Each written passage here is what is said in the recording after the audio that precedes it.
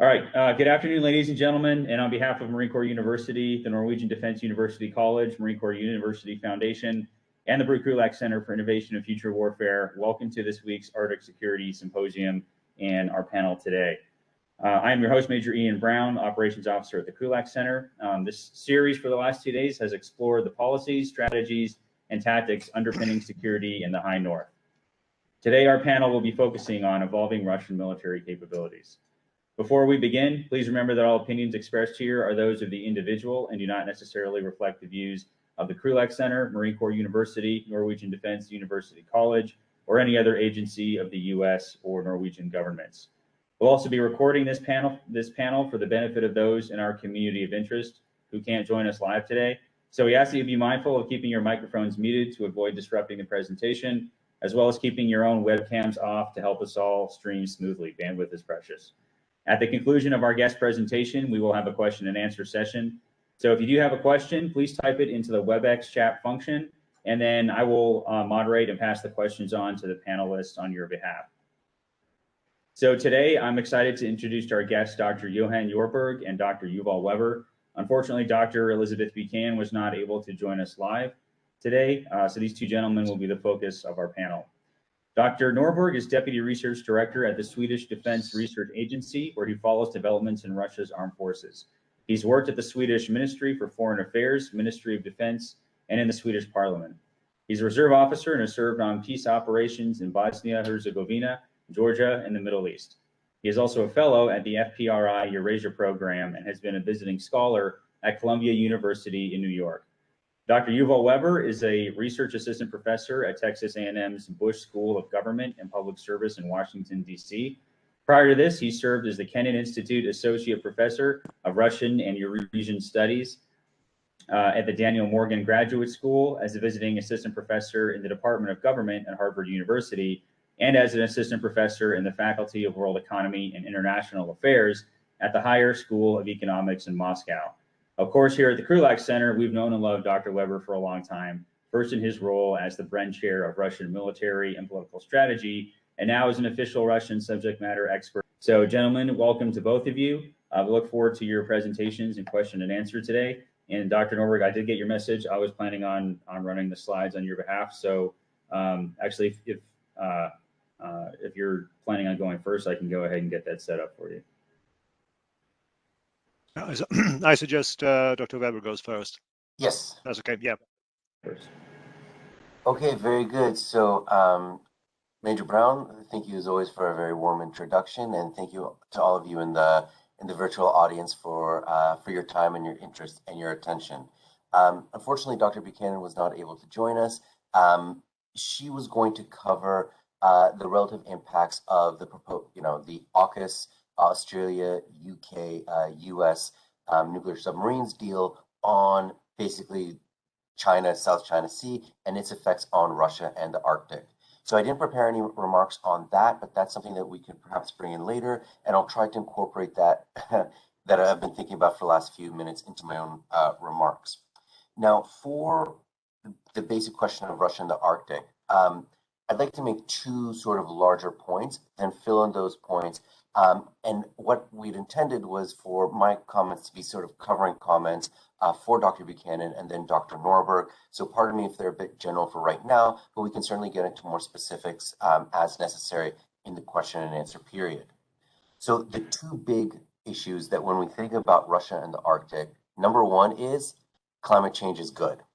Climate change is good because not everything is bad for all states and all peoples all at once. And I'll explain more in just a minute.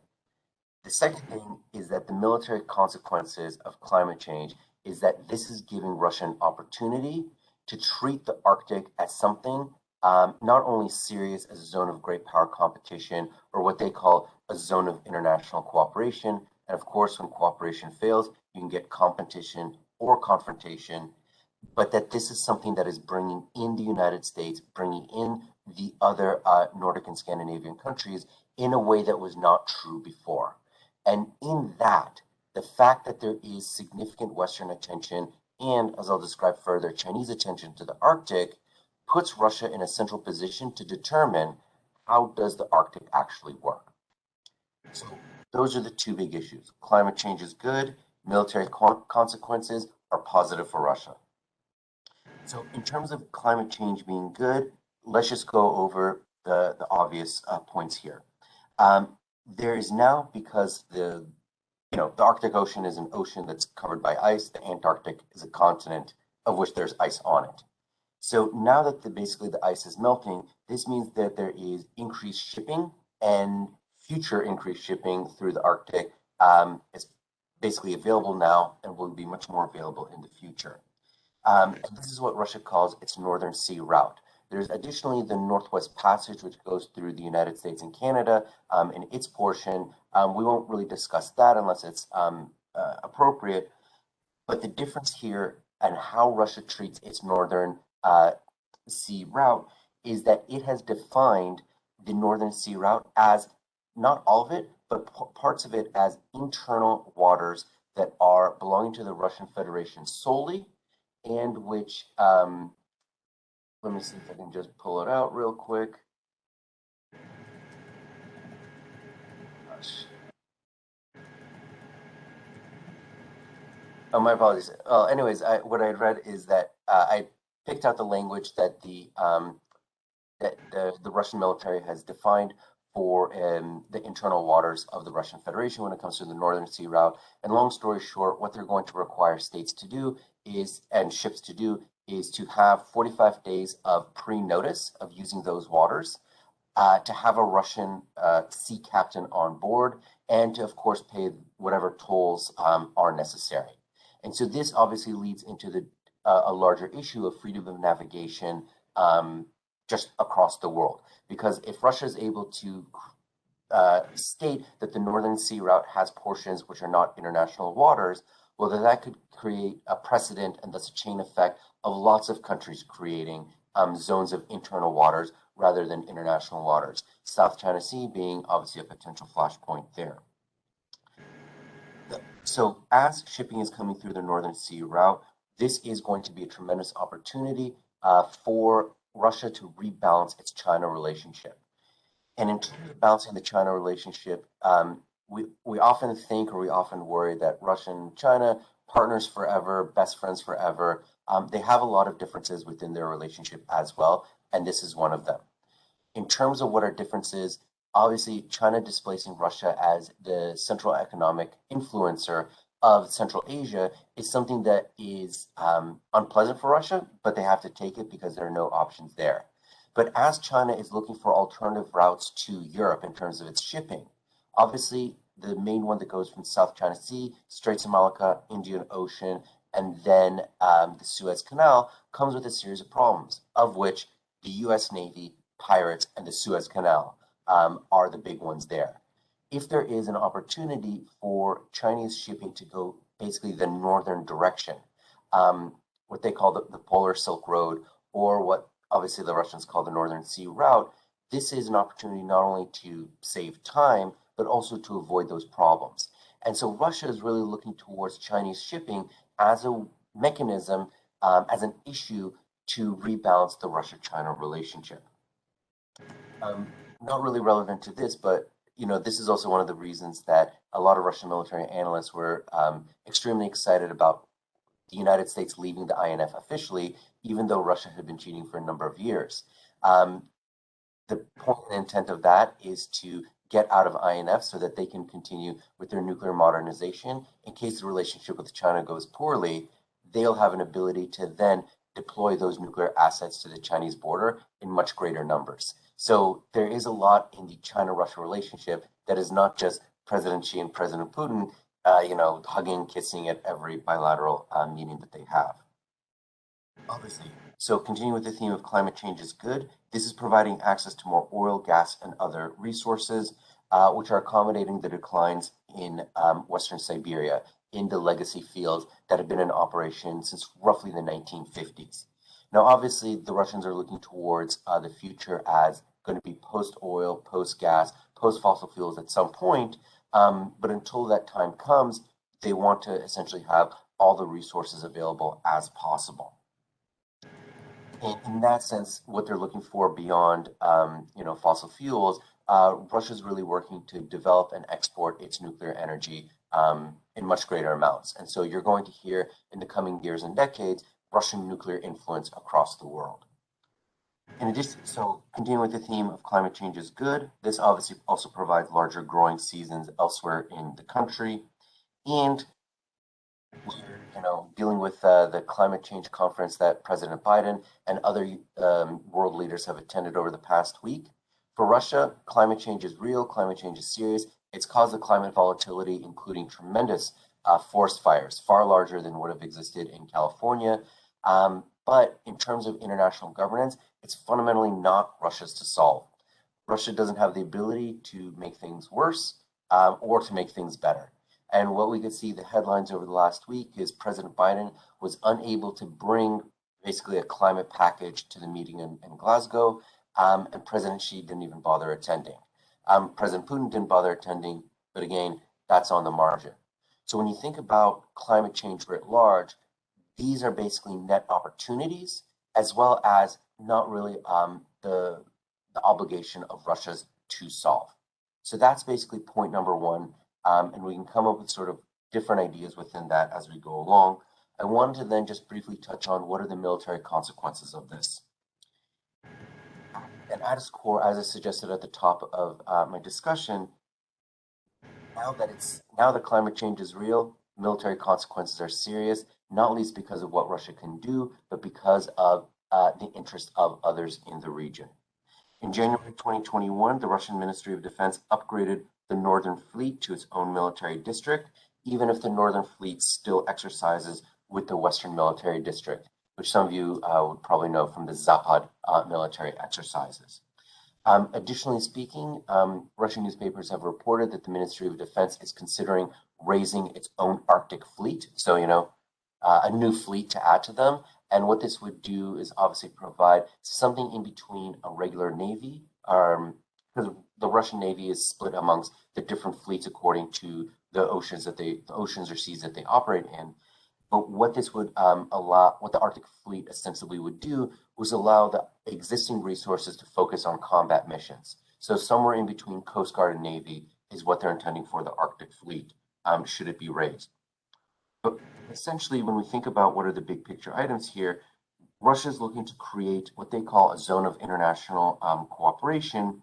And as I said, if cooperation fails, got to be ready for competition, and at that point, also be ready for confrontation.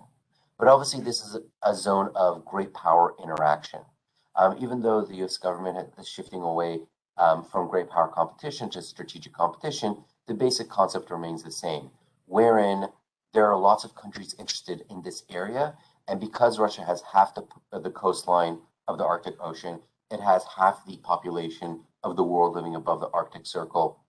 It has most of the economic activity in the world above the Arctic Circle. This is really important for Russia. The stakes are high there. And so they want to define what are the rules of the road, norms of interaction, both in terms of informally, how do states get together? What are the organizations that govern this region?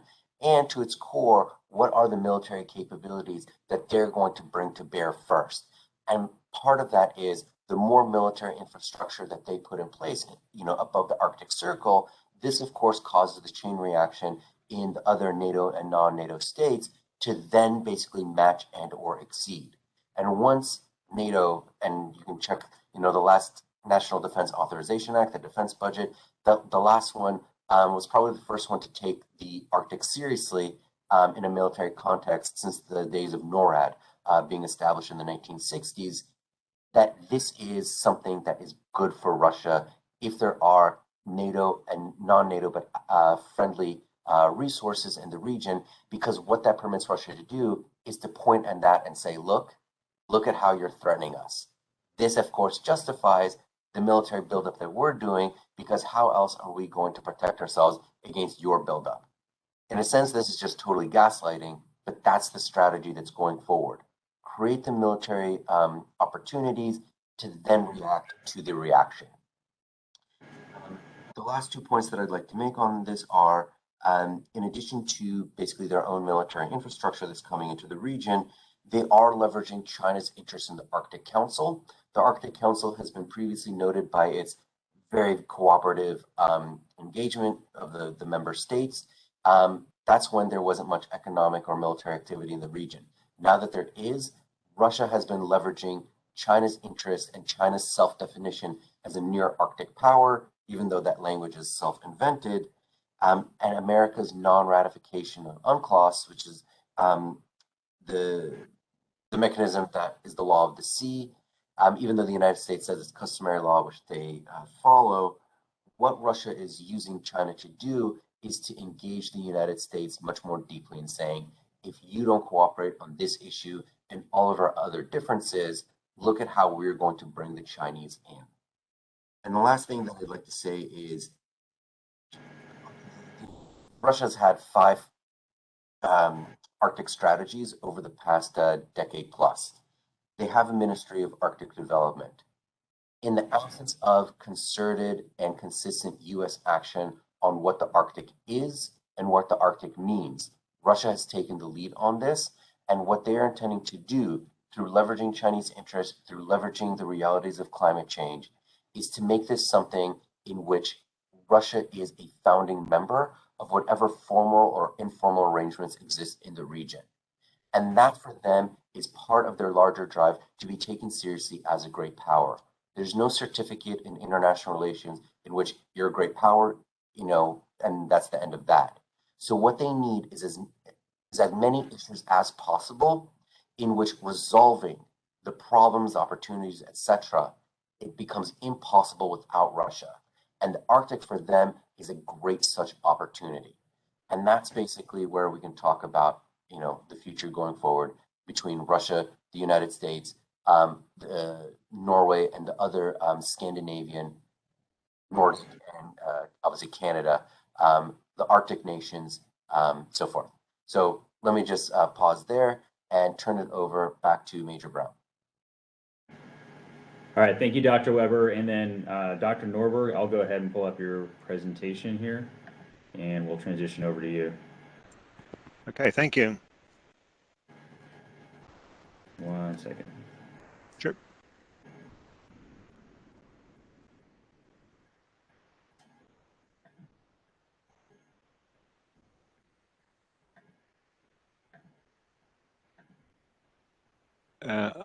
Okay, yeah, so we are good. Okay. Thank you, Major Brown. Ladies and gentlemen, my name is Johan Norberg, and it is indeed an honor and a pleasure to be able to address this distinguished auditorium. I would like to start where Dr. Weber left off. Russia as a great power, and military power and military capabilities is indeed a key part of that for Russia. And I will give you this presentation based on a report that we wrote 2 years ago. It's still quite, I would say, still up to date when it comes to Russia's military capabilities.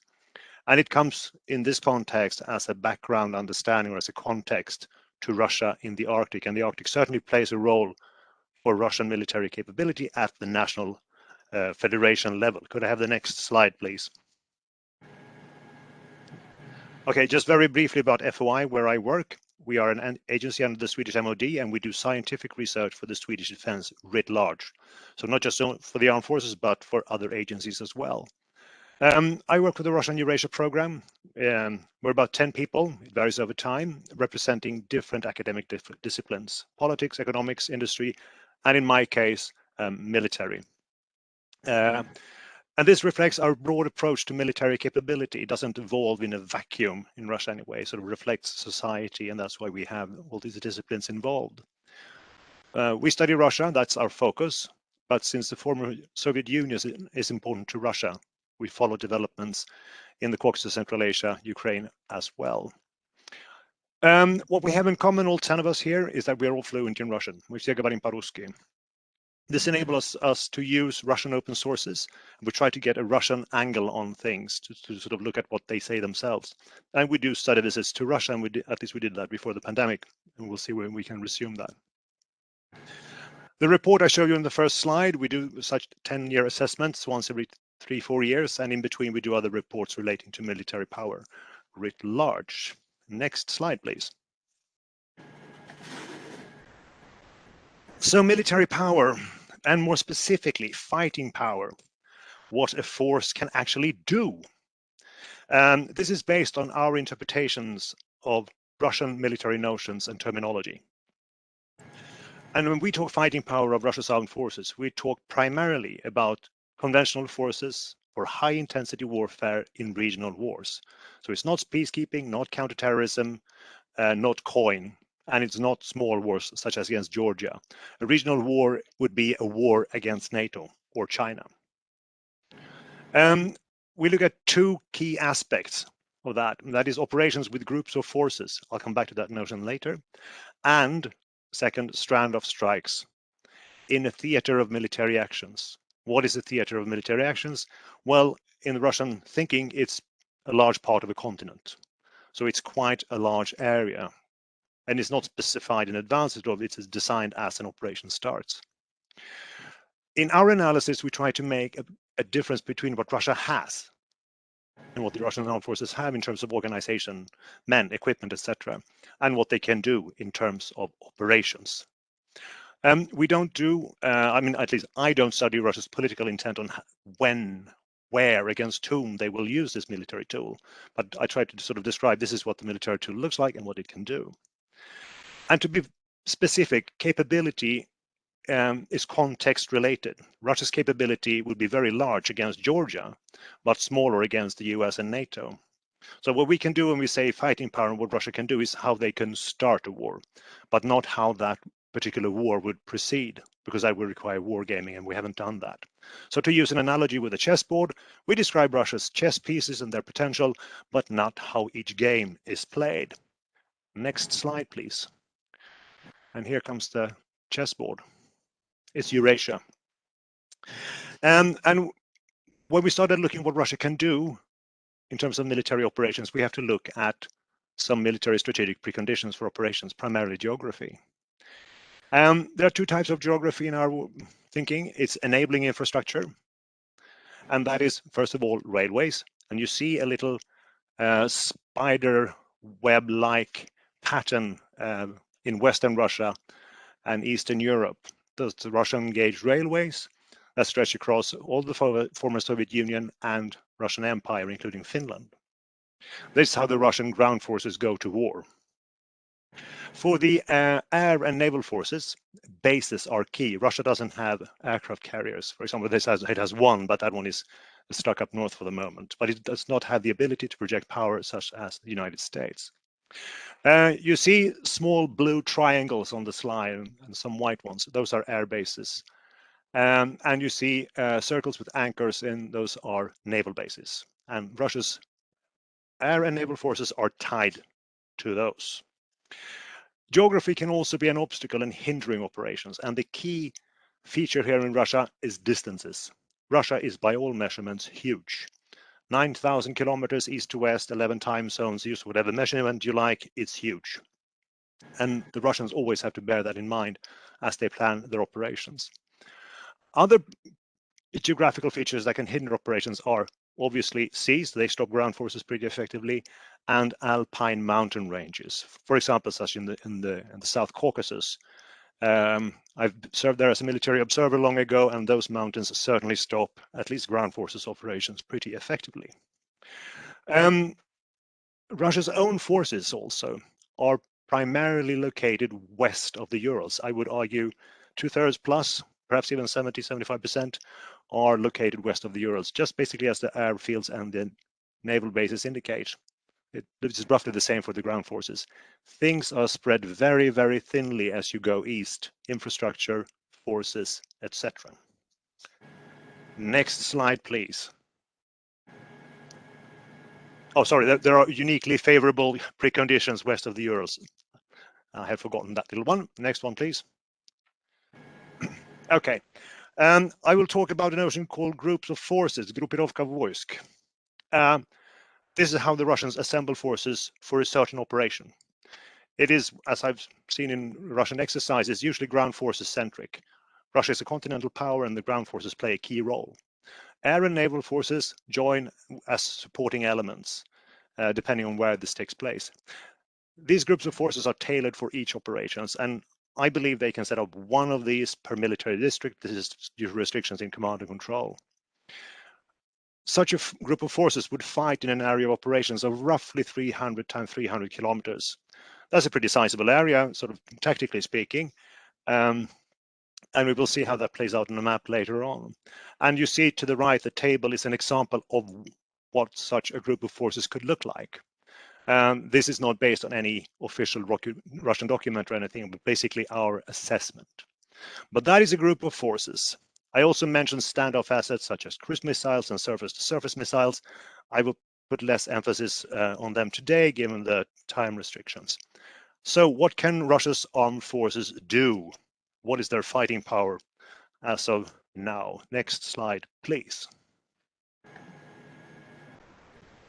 Right. This is how we assess and describe Russia's fighting power.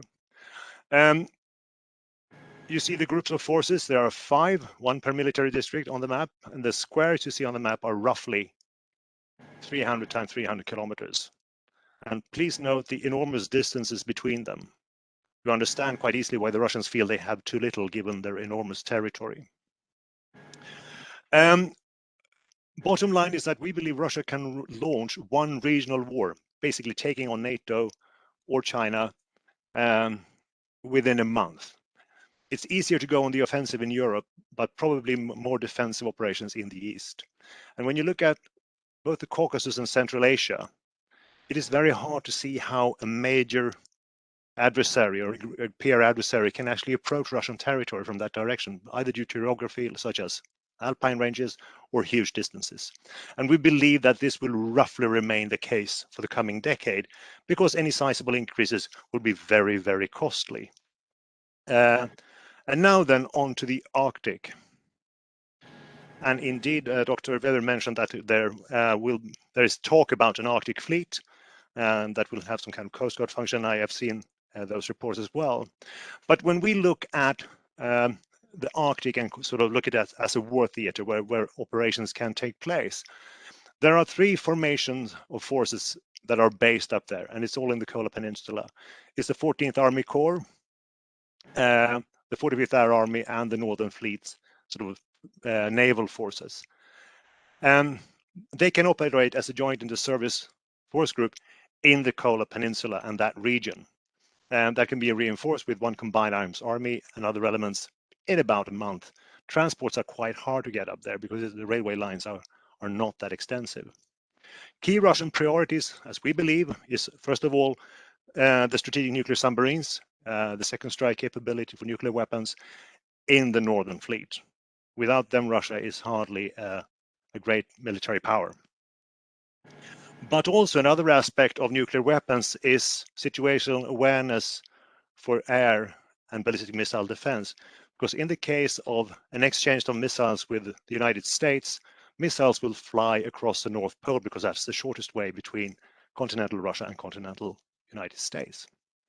This war theater has a terrible climate most of the year, very little infrastructure, but it's also linked to the European war theater, as Dr. Weber pointed out, and indeed to all other war theaters as well, given that any regional war with conventional forces has the potential, in the Russian view, to escalate into nuclear exchange, and then the nuclear submarines are important. But let's have a brief look at the European war theater before we stop for the Q&A. This is Russia west of the Urals, and as you remember, preconditions for Russian operations are uniquely favorable in terms of geography, infrastructure, and available forces. It's the southern and western military district and the northern fleet. The adversary is obviously NATO. And what the Russians are probably concerned about, in my belief, is NATO air power, first of all. And what you see on this map, I won't go through the details, and in this table, is how we try to address Russia using standoff strikes to sort of go after NATO air power in terms of air bases and radar stations. And to make a long story very short is that the closer you are to Russia, the more effect they have. Hardly surprising, but in what you see on the map is Zone A, Russia could pretty effectively sort of stop NATO air power from operating at all. It can hinder in Zone B and irritate in Zone C because there are simply too many targets for the missiles that Russia have. If Russia wants to have a decisive effect on NATO operations, air operations, and others, it probably has to use nuclear warheads. And I will stop there. All right. Thank you to both gentlemen. We're already a little bit over our time, and I know we started late, but we do have other panels, so I want to make sure we're honoring everybody's time as well as giving the folks on the virtual end the chance to hop onto the final panel of the day. So Dr. Weber, Dr. Norberg, thank you very much for your participation in this symposium. Everyone in the audience, thanks for joining us. We will have the presentations themselves edited and posted at a later date and shared out via our various social media channels. So certainly be on the lookout for that. But otherwise, thank you all again, gentlemen. Okay. Thank you so much. Bye-bye. Thank you all. Bye-bye.